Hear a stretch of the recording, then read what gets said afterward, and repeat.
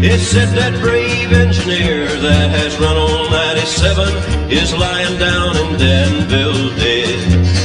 He was going down a grade, making 90 miles an hour, when a whistle broke into a scream. He was found in the wreck with his hand on the throttle, scalded to death by the steam.